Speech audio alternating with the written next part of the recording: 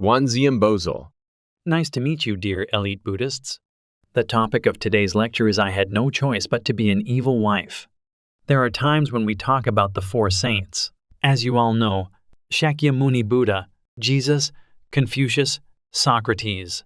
Today, I'm going to talk about Socrates. People around the world say that Socrates suffered a lot because of his evil wife, Xanthippe. Here are the main contents of the story that has been talked about over 1,000 years.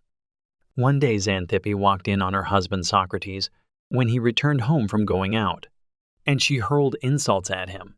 But maybe that was not enough to relieve her anger. She poured a bucket of water on Socrates' bald head.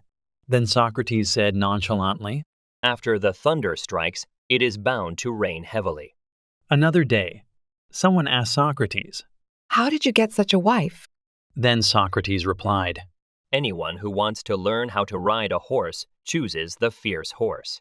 Once he knows how to handle a fierce horse, it's easy to handle any other horse. If I could handle this woman, there would be no one in the world who is difficult for me to deal with. Another person said, "Socrates, you managed to tolerate the constant grumbling of your wife." Then Socrates replied, You don't know that you don't want to hear the spinning sound of the water wheel once you get used to it, right?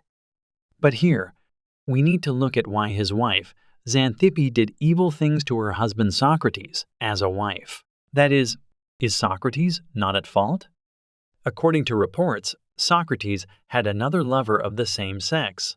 What's more, Socrates didn't enter the new room for wedding from the first day of the wedding, and it was not until 3 days later that he opened the new room for wedding because he was discussing with the people who came to the wedding reception. Also, Socrates didn't even know whether the rice was cooked or the porridge was boiling. As the head of the household, he was incompetent and irresponsible. But at that time, legally, women couldn't even ask for a divorce first. Dear Buddhists, relationships between people are relativity. Wouldn't a good woman be a wicked woman if she lived with someone who lacks empathy? Lastly, savor the Socrates words. Know yourself. I know only one thing clearly. It's I don't know anything. I hope you think deeply about this. Wanziambozal.